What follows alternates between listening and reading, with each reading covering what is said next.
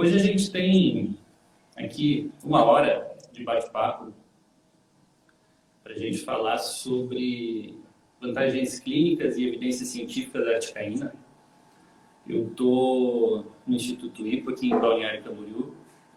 Espero que vocês todos estejam bem. A gente tem tido uma rotina de transmissão aqui bem intensa. Nossa rotina de trabalho nesse período de distanciamento social tem sido mais forte, mais frequente, mais ampla do que em qualquer outro período, eu acho, que a gente já tem experimentado. Esse convite da Dental Súria foi muito legal, porque ele casa, de certa maneira, o assunto com algo que há pouco tempo foi lançado no site do iDent. Não sei se vocês viram, essa aula que a gente vai ter hoje aqui foi lançada em parceria também, além da Súria, com a DFL. No site do iDent está disponível para vocês. Assistam a aula hoje, façam as perguntas que vocês quiserem. Acho que vocês sabem que tem um botãozinho ali sobre perguntas, né? Ó, perguntas dos seus espectadores aparecerão aqui. Deixa eu... Então, assim, ajuste o Instagram. Eu tentei desativar o microfone, Letícia, só que ele não deixa eu entrar na live com o microfone desativado. Essa foi minha primeira tentativa, então tive que usar a técnica da gaveta com pano de prato. Mas beleza. Então, como eu estava falando, essa parceria do IPO, do iDent, da Súria, da DFL, vem permitindo que a gente incorpore cada vez mais pessoas dentro da construção de um processo positivo, embora a gente esteja vivendo um momento difícil, todos nós, mas dá para fazer muita coisa legal nesse período, né? Vocês imaginam que na semana passada a gente teve quase 3.000 pessoas acompanhando as aulas. Isso não é uma ação de marketing, isso é a gente tentar proporcionar algo de positivo para as pessoas. Fiz uma gravação com a DFL no YouTube também, uma aula um pouquinho mais ampla, se vocês quiserem dar uma olhada lá, também está disponível. E a gente tem agora esse período aqui para a gente conversar. Vamos começar, efetivamente? Como eu falei, se vocês quiserem, essa aula está disponível no iDent, junto com algumas outras, nesse período aí de distanciamento social. Isso está liberado, então vocês podem acompanhar lá, beleza? E o tema de hoje, especificamente, é a articaína. Mas quando a gente fala sobre a articaína, a gente tem que inserir ela dentro de um contexto um pouco mais amplo. Se vocês acompanharam a aula que eu dei na quarta-feira passada, aqui no Instituto IPO, a gente abordou cada um desses tópicos que estão no slide. A gente entende que existem variáveis relacionadas ao ato anestésico que precisam ser abordadas uma a uma. E o raciocínio é o seguinte: desde o item 1 até o item 7, são variáveis que estão sob controle do operador. Quem é o operador? O dentista, eu. Eu controlo o tipo de tubete, o tipo de carpulho, o tipo de agulha. Eu seleciono a técnica anestésica, o sal anestésico, o vasoconstritor, nas suas respectivas concentrações. Eu determino a dose ideal para aquele paciente, através de um cálculo matemático ou de uma regra prática, que a gente também conversou naquele dia. E o único fator que não está sob controle do operador, talvez seja o paciente. E o tema de quarta-feira foi justamente como selecionar o anestésico local naquele paciente que tem algum tipo de comprometimento sistêmico. Hoje, no decorrer desse período, a gente vai abordar principalmente aquilo que está relacionado à parte da articaína, ou seja, técnica anestésica e sal anestésico. Pô, legal, Felipe, mas o que a escolha do sal anestésico tem a ver com a técnica anestésica? Vocês vão perceber que tem tudo a ver. Antes disso, só para a gente relembrar,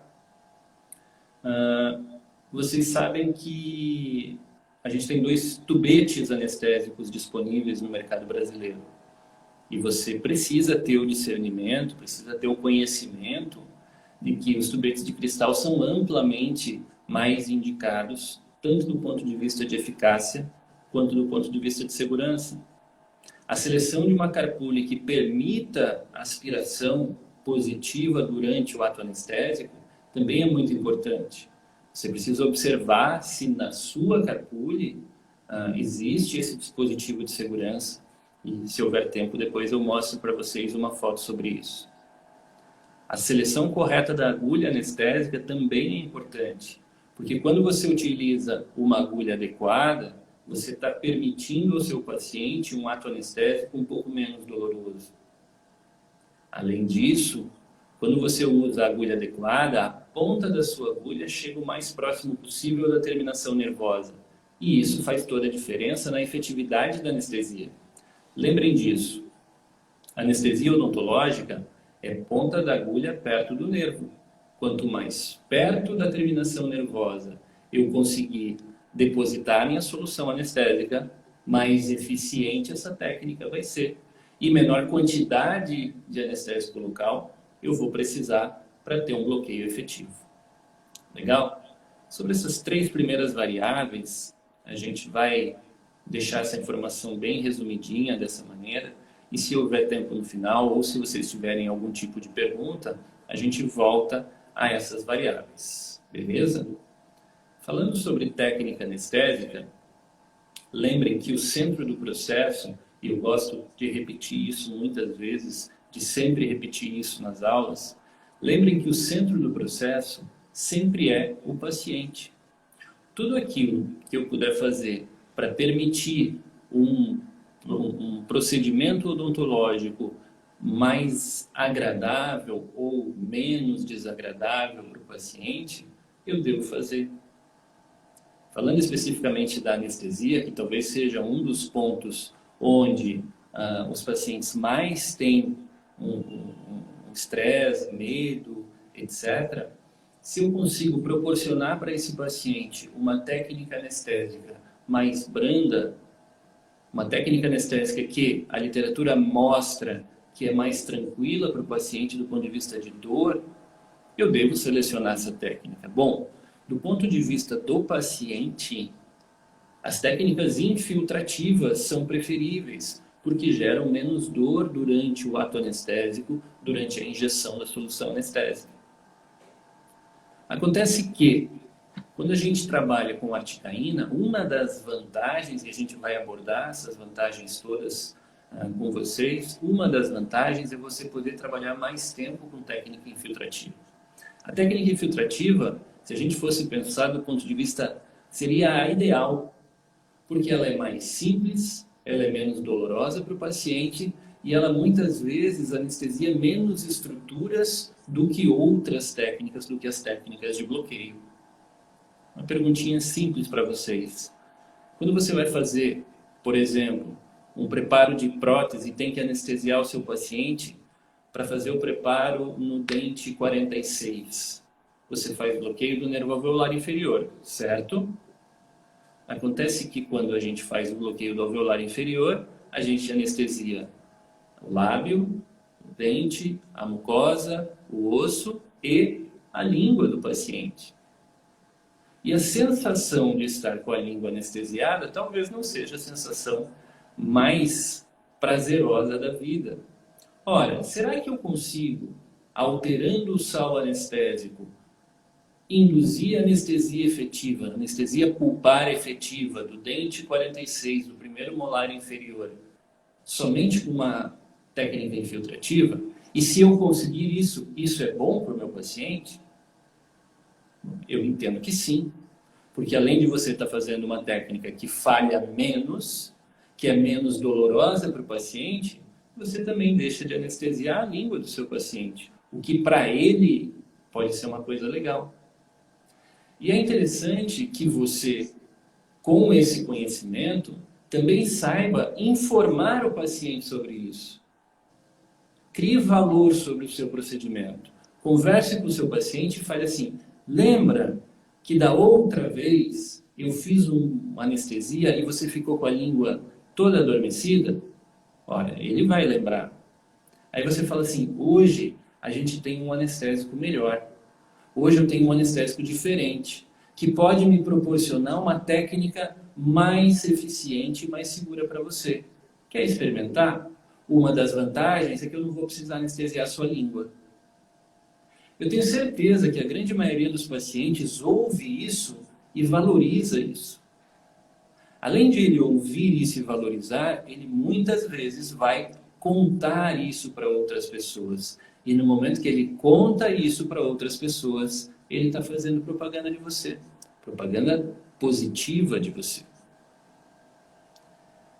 Não sei se vocês todos têm o privilégio que nós estamos tendo essa semana aqui no IPO, de poder voltar a atender. Santa Catarina liberou o atendimento odontológico com uma série de regras, com uma série de condições. Agora mesmo eu encontrei com uma das dentistas aqui antes de começar a aula, e ela estava desde as 8 da manhã com aquela máscara P95, né?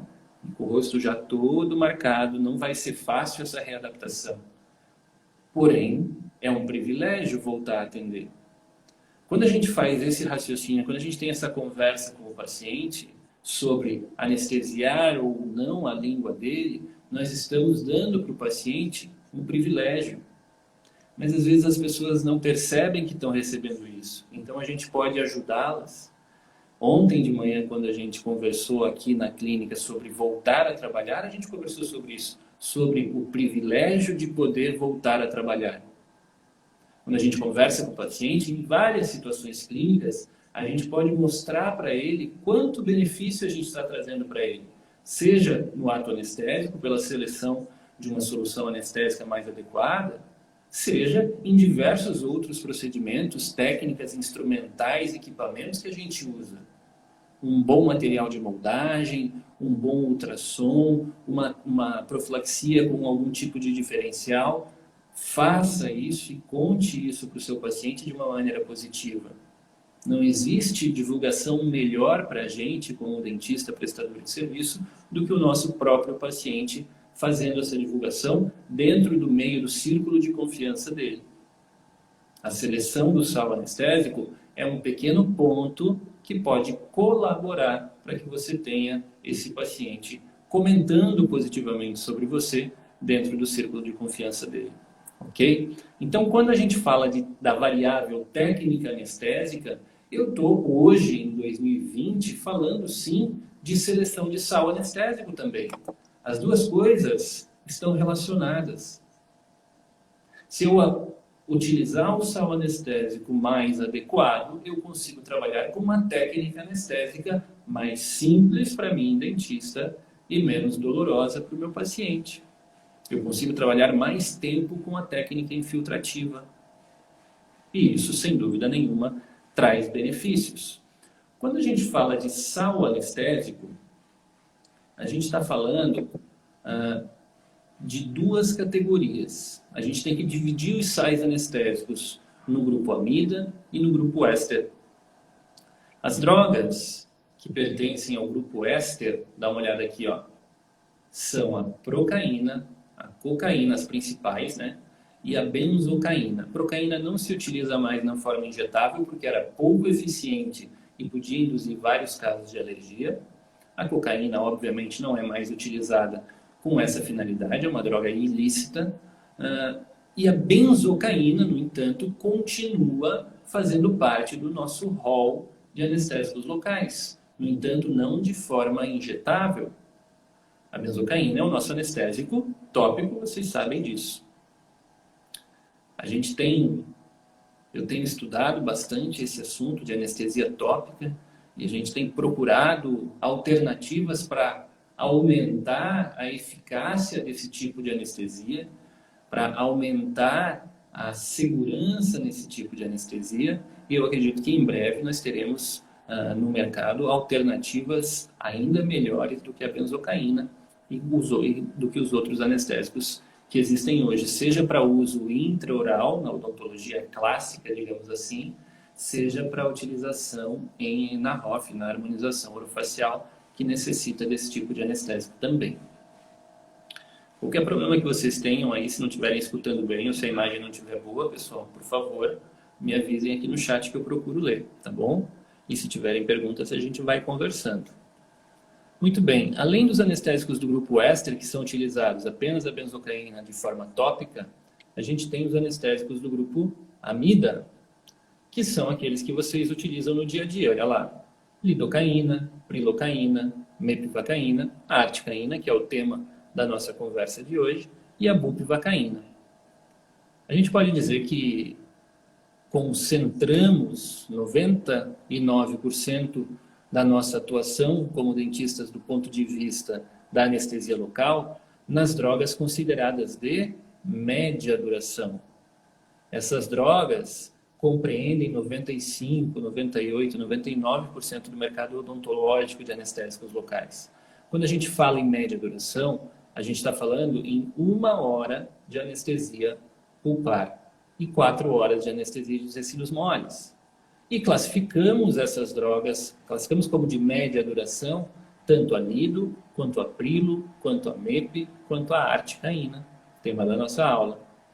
Só para a gente deixar claro, anestésicos de longa duração como a bup, levobup, etilocaína e ropivacaína vão me dar 4 horas de anestesia pulpar até 12 horas de anestesia de tecido mole.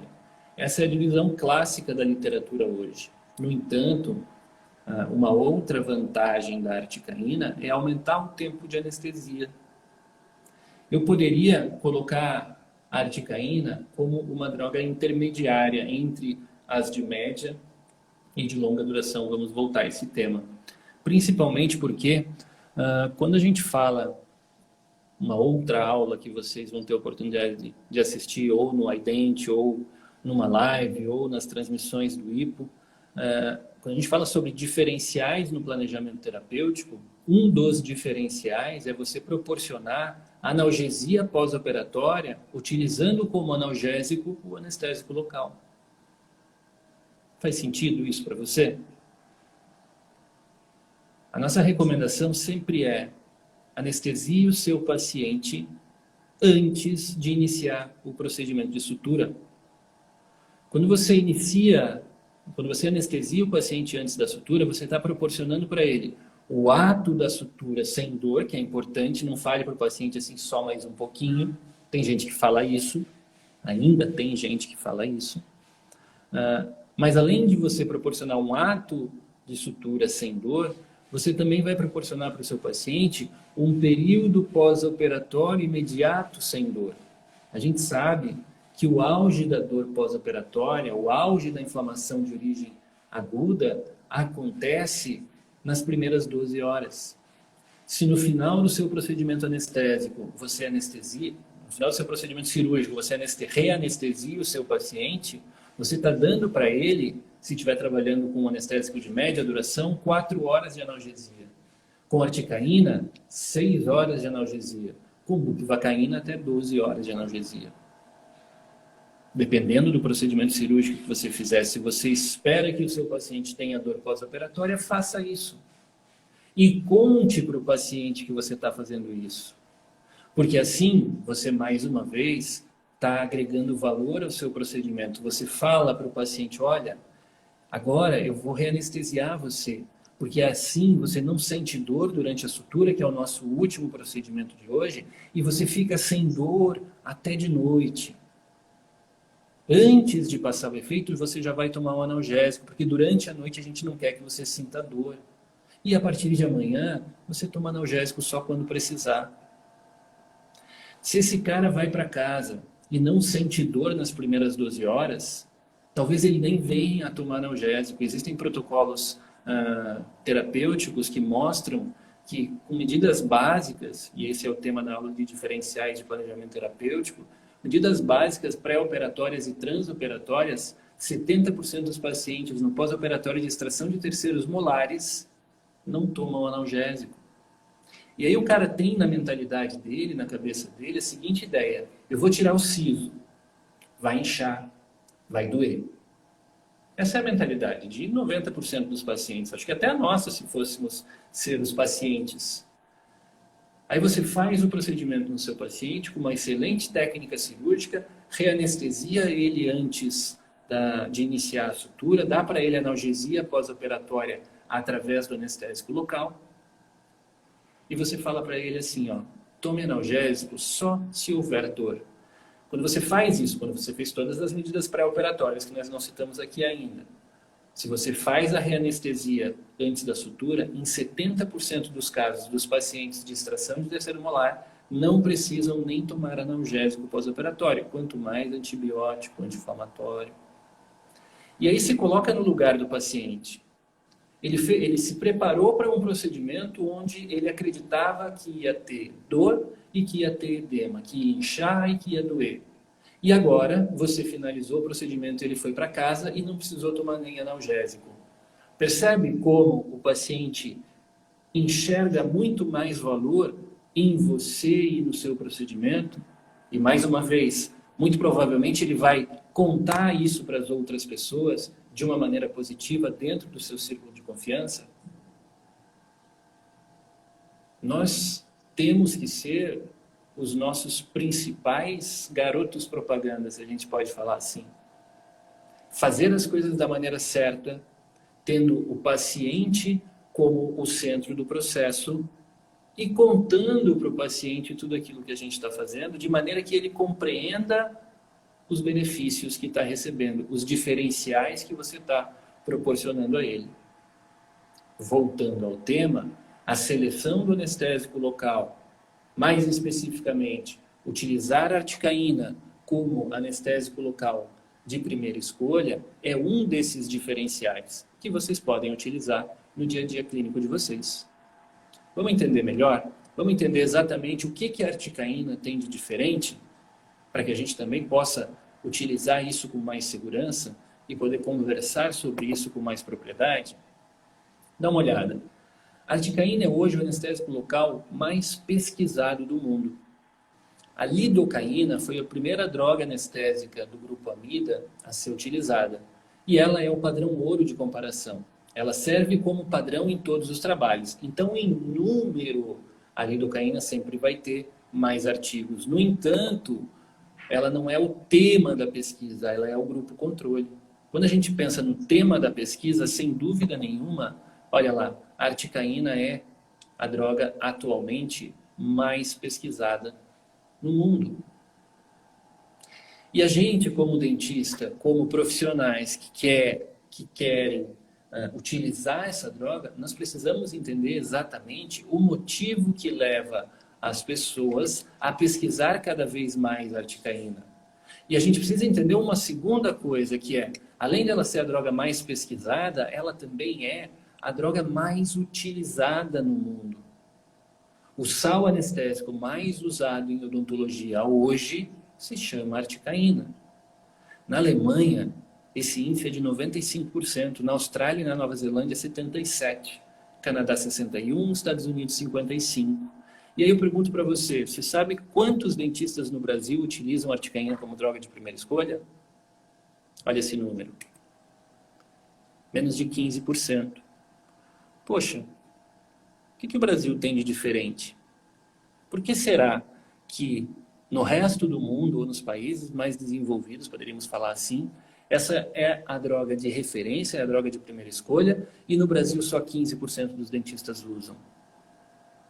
Eu sempre que faço essa pergunta, procuro as duas respostas que eu encontro são: a primeira, porque no Brasil esse é um anestésico que custa mais caro. E se o dentista não enxergar valor, não enxergar vantagens clínicas com evidência científica de que essa é a melhor opção, ele tende a não comprar. Essa diferença de preço já foi muito mais alta. Hoje, ela reduziu bastante. Se você comparar uma caixa de articaína com uma caixa de mepivacaína, as duas em tubete de cristal, essa distância já é muito menor. Mas não é só esse o problema, não é só o preço. Eu posso ter um preço um pouco mais alto desde que eu consiga mostrar para o dentista que existem vantagens. E talvez nem todos os dentistas hoje percebam a vantagem clínica que a articaína pode oferecer. O que nós vamos fazer aqui hoje é justamente esclarecer isso. Quando eu posso usar articaína com vantagens? De que maneira eu faço isso? E qual é o benefício que eu vou trazer para o meu paciente? Vamos ver isso? Olha lá. A articaína tem uma diferença molecular em relação aos outros anestésicos locais.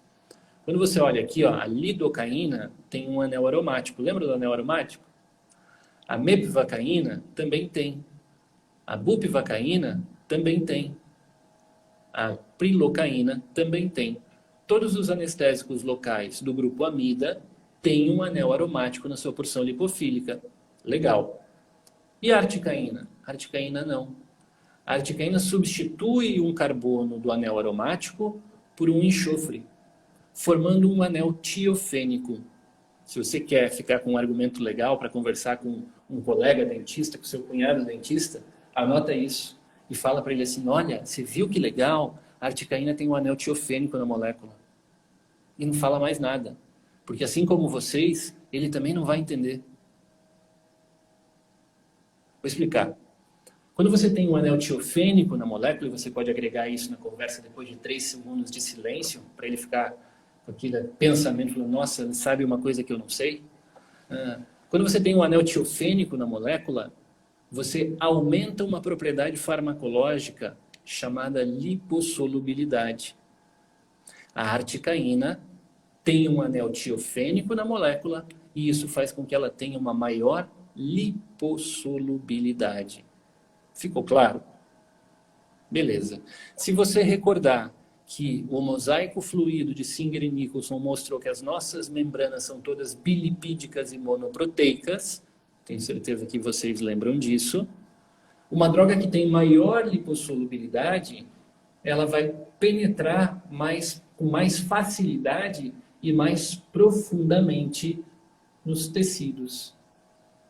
Quando eu tenho uma droga mais lipofílica, eu tenho maior facilidade de perfusão, de atravessar as barreiras e fazer o meu efeito. Legal, Felipe, entendi. Eu tenho um anestésico local que pertence ao grupo amida, assim como os outros, que é classificado como média duração, assim como os outros, mas que tem uma estrutura molecular diferente que leva a uma maior lipossolubilidade. Isso mesmo. E essa maior lipossolubilidade faz com que ele tenha um efeito mais rápido, mais duradouro e mais eficiente. Olha que legal! Mais rápido, mais duradouro e mais eficiente. É assim que a gente entende porque que comercialmente esse é um anestésico que custa um pouco mais caro. E aí eu tenho que levar para a minha clínica a ideia de se serve ou se não serve para o meu dia a dia. Como eu falei para vocês no início, eu trabalho no Instituto IPO e aqui alguns alunos estão aí no chat, podem confirmar, a Marcela entrou agora. Aqui a gente usa 99% do tempo articaína, porque a gente faz muito procedimento cirúrgico. E esses procedimentos cirúrgicos têm benefícios do ponto de vista anestésico quando eu uso essa droga. Existem outras discussões a respeito da articaína, que muito provavelmente vocês já devem ter ouvido falar. E a gente vai comentar aqui um pouquinho. Eu posso indicar a articaína em todos os procedimentos odontológicos. Eu posso indicar a articaína com vantagem em todas as áreas da odontologia. Mas eu preciso ter em mente que, como qualquer outra droga, ela também tem contraindicações. Anotem, por favor, isso. Dá um printzinho na tela e guarda para você. 3 contraindicações da articaína. A primeira, pacientes alérgicos a sulfa. Uma vez que eu tenho um enxofre na molécula, teoricamente, presta atenção, teoricamente, eu posso ter uma reação cruzada de hipersensibilidade com os pacientes alérgicos a sulfa. No entanto, é importante que vocês notem isso também. Agora, se eu entrar no FDA, no Anvisa dos Estados Unidos, essa contraindicação já não existe mais. Essa reação cruzada de hipersensibilidade tem sido descartada. Porém, a gente sabe que tomar esse cuidado não vai fazer mal a ninguém. Segunda contraindicação, pacientes com risco aumentado a desenvolver metahemoglobinемia. Metahemoglobinемia é a incapacidade da hemoglobina transportar oxigênio. Quem é a paciente principal que tem um risco aumentado de desenvolver metamoglobinemia? Está ali na tela, a paciente grávida. Essa paciente não deve receber articaína, até porque a articaína é classificada como uma droga padrão de segurança C. Vou fazer assim, né? C. Ela não é a nossa melhor opção para pacientes grávidas. E essa é uma contraindicação que continua presente em todas as recomendações, inclusive da FDA, que eu havia citado antes. Terceira contraindicação, pacientes menores de 4 anos.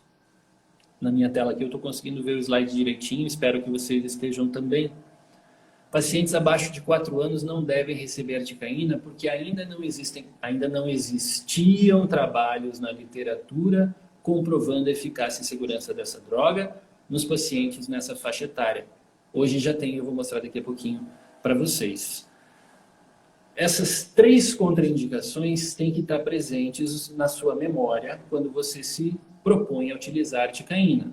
Sendo que a primeira, aparentemente, será descartada, mas a gente está deixando o tempo passar um pouquinho mais para ver se isso se confirma. Além disso, existe um comentário no meio odontológico falando que talvez a articaína possa causar parestesia. Vocês já ouviram alguma coisa sobre isso? Tenho certeza que das 50 e poucas pessoas que estão agora na sala, uma boa parte já ouviu algum tipo de história, algum tipo de comentário a respeito da possibilidade da articaína causar parestesia. Eu já dei aula sobre esse tema em milhões de lugares, em milhares, não, em centenas de lugares, né? Sem exageros, em centenas de lugares. E essa é uma pergunta recorrente. Ô Felipe, será que é verdade que a articaína pode causar parestesia? A gente até fez um quiz no Stories do iDent na semana passada, no dia do lançamento dessa aula, e o resultado foi muito parecido. 52-48. Ou seja, tem muita gente ainda que acredita que essa é uma informação verdadeira. E sempre que me perguntam isso, eu procuro responder através de um raciocínio baseado em perguntas também. A primeira pergunta que eu faço é, bom, será que é só a articaína que pode estar relacionada à parestesia? O que a literatura fala para a gente? Olha que legal. Dos casos relatados de parestesia, e aí refere-se muito à parestesia do nervo lingual, o que também para mim não faz muito sentido, e eu peço para vocês, sempre que alguém falar que a articaína pode causar parestesia, você pergunta assim, ó, só articaína? E você pergunta assim, só do nervo lingual? E aí você pergunta assim, mas por quê? Você falar que ela pode causar parestesia é uma coisa, você conseguir explicar por que ela causa essa parestesia, por que no nervo lingual e por que só a articaína é outra coisa. Olha ali a informação. Dos casos relatados, 25% são com lidocaína, 33% com articaína, 34% com aprilo. Se eu tivesse que contraindicar alguma droga, essa droga seria a prilocaína, porque além de ter um índice maior de casos relatados de parestesia, ela não é a droga mais utilizada. Vocês concordam comigo que se a articaína é a droga mais utilizada e ela realmente tivesse esse risco aumentado, esse número aqui, ó, seria muito maior? É isso que Pogrel fala já lá em 2012. Ele fez essa relação entre a porcentagem de casos e a porcentagem de uso. E ele mostra que a articaína não tem um risco maior do que outro anestésico local. Então, a primeira pergunta que você tem que fazer é só com a articaína que isso acontece? A resposta é não. A segunda pergunta que você tem que fazer é por que só o nervo lingual? Por que eu... E isso eu já ouvi muitas vezes também, talvez vocês já tenham ouvido, que a articaína é contraindicada por bloqueio do nervo alveolar inferior. Ela seria contraindicada porque causaria parestesia, poderia causar parestesia do nervo lingual. Mas por que só do nervo lingual? Qual é a diferença que o nervo lingual tem em relação aos outros? Ele é mais fininho do que o alveolar inferior. De fato. Mas ele não é mais fino ou mais espesso, mais delgado ou mais espesso do que o nervo alveolar superior anterior, por exemplo. E vocês já viram, por acaso, alguém contraindicar articaína em maxila? Eu nunca vi. É um raciocínio estranho, né? Como que uma droga vai ser nervoseletiva? Voltou o eco, desculpa, vou falar um pouquinho mais baixo, porque eu me empolguei aqui. Valeu, Breno, obrigado. Como que uma droga vai ser nervoseletiva? E por que ela causaria parestesia? O motivo de uma droga causar parestesia me parece que é neurotoxicidade. E será que tem algum trabalho mostrando, comparando a neurotoxicidade das drogas? Tem. E esse trabalho que eu estou colocando aqui, ó, de 2018, é um dos trabalhos que fala sobre isso. Né? Tem até um trabalho da Unicamp falando sobre isso. Mas ele mostra que a neurotoxicidade da articaína é igual à da lidocaína. Não é esse o motivo. E todos os trabalhos mais recentes da literatura mostram que, muito provavelmente, a causa da parestesia não é a neurotoxicidade. A causa da parestesia é trauma. Trauma mecânico. Seja de uma broca, seja de um afastador, seja de uma alavanca, seja um edema exacerbado ou uma hemorragia neural. Não tem como você associar um sal anestésico específico hoje, seja articaína, seja qualquer outro, a uma parestesia por causa de neurotoxicidade. O motivo que leva à parestesia é trauma. Vocês, no consultório, no dia a dia clínico de vocês, muito provavelmente um dia vão experimentar um paciente com parestesia do nervo lingual. Porque se você for lembrar onde a gente coloca o afastador, não é justamente onde está passando esse nervo, por exemplo. O Grell e os outros autores, quando falam sobre a possibilidade de trauma, falam o seguinte: muito provavelmente todos nós, em algum momento da vida, vamos experimentar um paciente com parestesia causada por trauma. Isso faz parte do risco do processo. Quem faz implante, às vezes perde implante. Quem faz endo, às vezes perfura um canal. Lilian, podemos usar articaína em crianças acima de 2 anos? Acima de 3, tá, Lilian? A recomendação é acima de 4, mas tem um artigo de 2020 falando já em 3 anos. Eu já vou mostrar ele.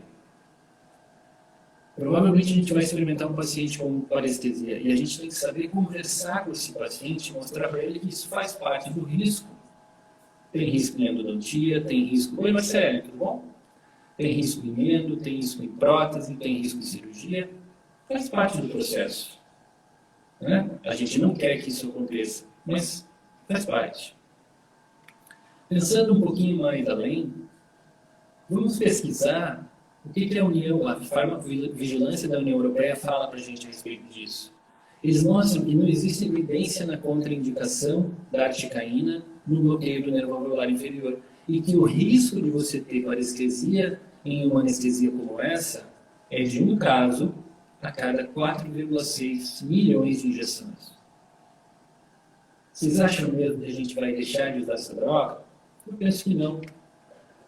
Até porque o FDA também chegou à mesma conclusão. Ele estima que um caso a cada 4,1 milhões de injeções vão ter uma parestesia transitória no período pós-operatório. Mais do que isso, eles falam assim, ó, a chance de ser atingido por um raio é de um caso a cada 750 mil. E ninguém deixa de sair de casa porque está tendo uma chuva com raios, concorda? A questão é se os benefícios superam os riscos.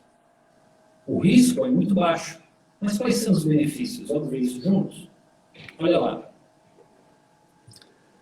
Esse é um trabalho publicado em 2020, ó, também falando sobre parestesia, sobre a não ocorrência de parestesia em todo um estudo baseado em cirurgia de terceiros molares. Tá? Dá uma olhada aqui. Ó. Vamos falar um pouquinho sobre vantagens clínicas e evidências científicas, que é o tema da nossa aula. A primeira vantagem clínica a gente já comentou um pouquinho mais lá atrás. Ao aumentar o tempo de anestesia em maxila e mandíbula, aqui estão 2 trabalhos falando sobre isso, um de 2018 e um de 2019. Esse aumento do tempo anestésico chega a 50%. Então, se eu tenho um anestésico local de média duração, com tempo anestésico estimado de 1 hora de anestesia pulpar, com articaína, eu posso passar de 1h30. Tem um trabalho da USP que mostra que no bloqueio do alveolar inferior eu tenho até 1h45. certo? No caso de edema, a articaína pode ser um agravante? Não, cara, ela não é mais neurotóxica do que os outros anestésicos locais, tá? O motivo é mesmo o edema. Então, primeira vantagem da articaína que justifica que a gente utilize essa droga como droga de primeira escolha, aumentar em mais de 50% o tempo anestésico, tanto em polpa quanto em tecidos moles. Segunda vantagem, a técnica anestésica que mais dói é a punção palatina, a anestesia no palato. Como a articaína tem maior lipossolubilidade e penetra mais profundamente nos tecidos, eu consigo anestesiar por vestibular e 5 minutos depois o palato está anestesiado. Esses trabalhos que estão aqui na tela, ó, um de 2017 e um de 2019, mostram a eficácia da articaína na extração de dentes superiores sem a necessidade de punção palatina. O que a gente faz hoje é fazer a anestesia tradicional. A diferença é que o paciente não sente mais dor quando eu anestesio o palato dele, ou sente muito menos dor quando eu anestesio o palato. Eu faço uma infiltração por vestibular, aguardo 5 minutos e faço uma punção palatina sem que o meu paciente sinta dor. E conto para ele, porque se ele já tomou uma anestesia no palato e doeu, ele sabe como é que é, vocês também sabem. Eu conto para ele, olha, hoje a gente vai fazer uma anestesia diferente, veja se vai doer menos. E aí ele valoriza você também por isso. Terceira vantagem da articaína, realizar procedimentos em mandíbula, a gente comentou isso mais cedo, com anestesia infiltrativa. A literatura já tem diversos trabalhos aqui, um de 2017 e um de 2019, mostrando procedimentos em mandíbula sendo feitos só com infiltração, seja em periodontia, seja em prótese, seja em implante, seja na extração de dentes inferiores. É possível. Agora, obviamente, você tem que fazer uma complementação infiltrativa na lingual. Ok? Talvez a grande vantagem disso seja que a gente não precisa mais anestesiar a língua do paciente. Lembra que a gente conversou sobre isso também? Você fazer um procedimento em mandíbula com técnica infiltrativa, que é mais simples, é mais rápida, é menos dolorosa para o paciente e, além disso, você não anestesia a língua dele. Faz sentido isso para vocês? Você, como paciente, valorizaria isso? Eu acredito que sim. Próxima, a gente aumenta o índice de sucesso no bloqueio do nervo alveolar inferior, que é a técnica anestésica que mais falha em odontologia. Como que eu faço isso? Aumentando o volume de articaína no bloqueio de 1 para 2 tubetes. Então, se eu fiz um tubete e falhou, eu aumento para 2 tubetes, o que todo mundo já faz com todos os anestésicos, mas com a articaína é mais eficiente, porque ela se difunde mais e acaba chegando até a terminação nervosa. Além disso, principalmente quando eu tenho, e essa é a quinta vantagem da articaína, aumentar a eficácia anestésica nos dentes com pulpite, seja superior como inferior, além dos 2 tubetes que eu faço no bloqueio alveolar inferior, eu faço uma anestesia infiltrativa na vestibular do dente que eu quero anestesiar. E eu levo o meu índice de sucesso no bloqueio alveolar inferior de dentes com pulpite a mais de 80%, 80%, 85%, 88% em alguns trabalhos. Quem é dentista mais experiente um pouquinho sabe que esse é o nosso calcanhar de Aquiles, o molar inferior com pulpite, principalmente em crianças. Com a articaína, nosso padrão de eficácia anestésica sobe muito, principalmente se você usar essa técnica de aumentar o volume do bloqueio e associar com uma técnica infiltrativa ou com uma técnica intraligamentar ou transcortical na vestibular do dente que você quer anestesiar. Legal? Vocês conseguem? Foi rápido, não foi?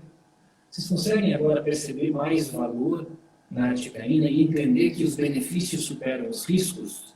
Essa é a ideia. Quando você lista as 5 vantagens principais da articaína, é justamente para que a gente consiga perceber valor e transmitir essa informação com mais segurança para o nosso paciente. A gente consegue aumentar o tempo de anestesia em maxila e mandíbula, a gente consegue realizar procedimentos em maxila sem a necessidade de punção palatina, ou com anestesia no palato sem que o paciente sinta toda aquela dor. A gente consegue realizar procedimentos em mandíbula só com anestesia infiltrativa e sem anestesiar a língua do paciente. Eu consigo aumentar o índice de sucesso do bloqueio do alveolar inferior, mesmo em dentes com pulpite. Eu acredito que essas 5 vantagens, com certeza, justificam a utilização da articaína como droga de primeira escolha em odontologia. Legal? Lembrando que ela tem a contraindicação da paciente grávida, principalmente. Ok?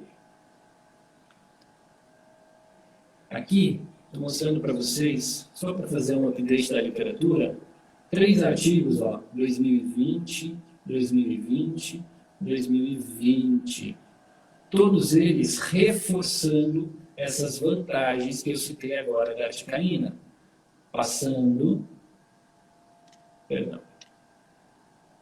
São 7 trabalhos novos na literatura, na verdade, que reforçam essa ideia e que mostram para a gente que já existe trabalhos em pacientes com 3 anos de idade mostrando eficácia anestésica, eficácia e segurança da articaína para esses pacientes.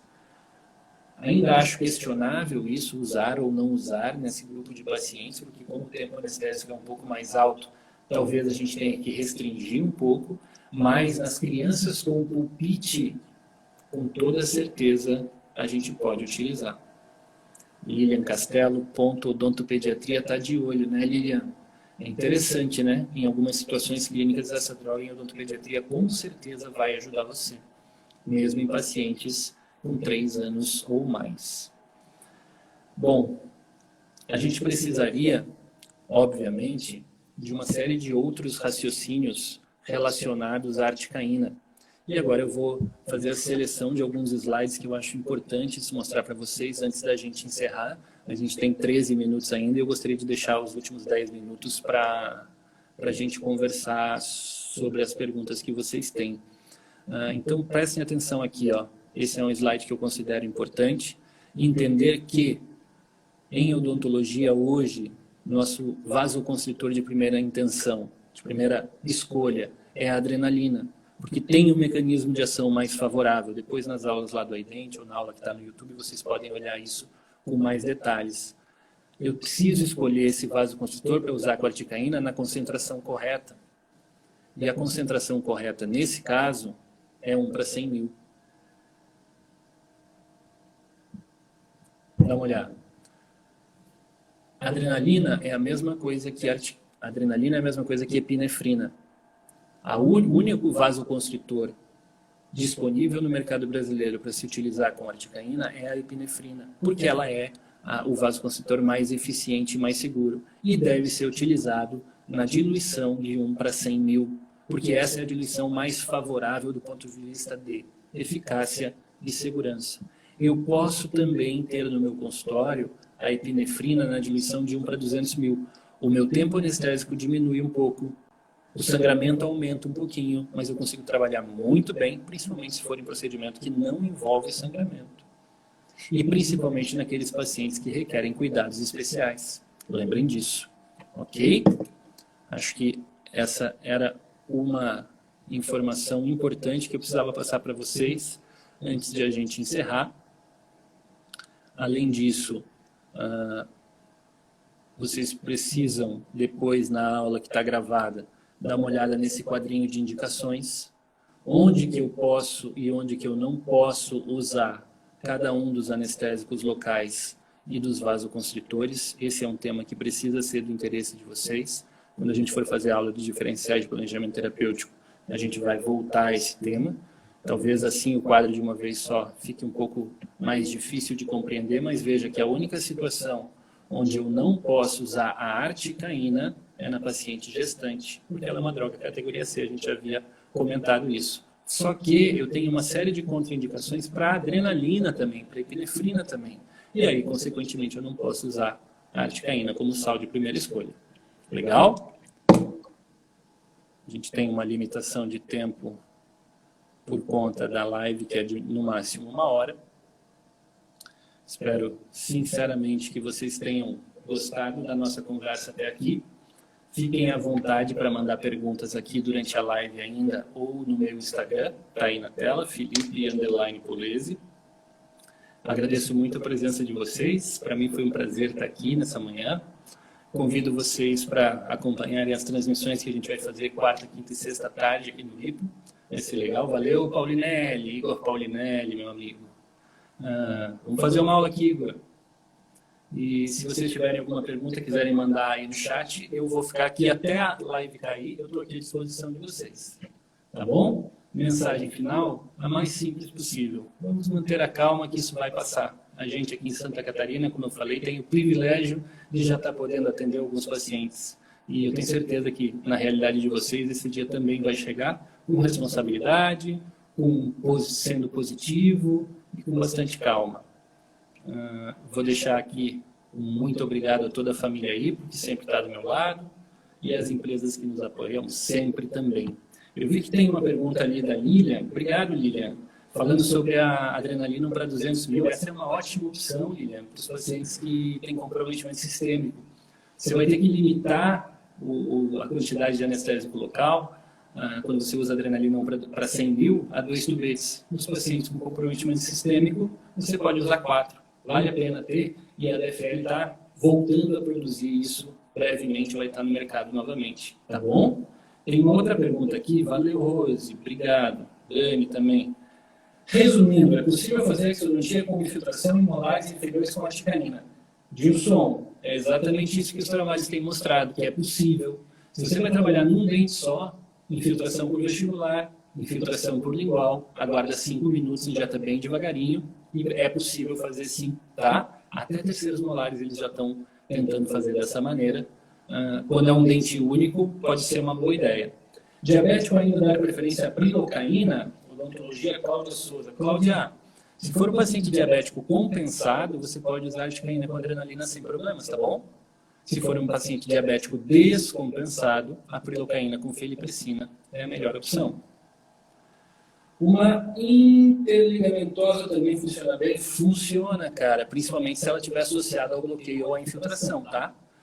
Tem um trabalho, um daqueles trabalhos de 2020, que fala que em pré-molares, quando você faz uma mentoniana lá dentro do forame, é mais eficiente do que o bloqueio do alveolar inferior. Se você associar isso ainda a uma interligamentosa, nota 10.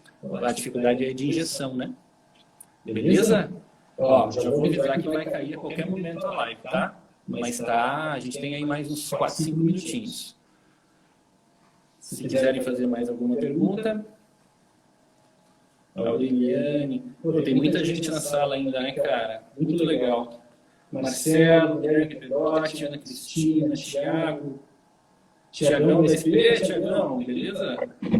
Lara, oi Lara, tudo bom com você? Show de bola, muita gente. Deixa eu ver se entrou mais alguma coisa aqui. Pessoal, brigadão, viu? De coração. Para mim é um prazer muito grande poder compartilhar essas informações com vocês. Espero sinceramente que vocês tenham gostado. Para mim foi muito legal. Na semana que vem a gente tem uma live já programada com a DFL para o pessoal, se eu não me engano, do Paraguai, uma live em espanhol. A sua live será neste Instagram. Eu procuro fazer sempre no meu. Eu não sei se você está escrevendo no meu ou no da Súria, ou vai estar no meu ou vai estar no do Ipo. Eu vou salvar agora e vou deixar à disposição de vocês também por 24 horas, tá bom? Beleza? A aula de diferenciais de planejamento terapêutico, ela provavelmente vai ser na outra semana, tá? A gente, desde o início, desde o dia 18 de março, a gente está fazendo as transmissões aqui no Ipo de todas as aulas dos cursos de especialização. A gente não parou os cursos em função disso, e parece que dia 17 de abril a previsão é que a gente possa voltar a trabalhar normalmente, presencialmente. Esperamos que sim, mas achamos que talvez não. Então, na expectativa aí, pelo menos a gente já está podendo atender alguns pacientes, e isso já está muito bom. Mais alguma coisa, gente? Ana, Sandra, Breno, obrigado, viu? Pessoal da Súria, valeu pelo apoio, tá? Estão nos ajudando aí em todas as transmissões, em todas as divulgações. A Idente, DFL, Ipo, Texturi, é nós. Tamo junto. Precisando de alguma coisa, eu estou à disposição. Beijo. Tchau, tchau.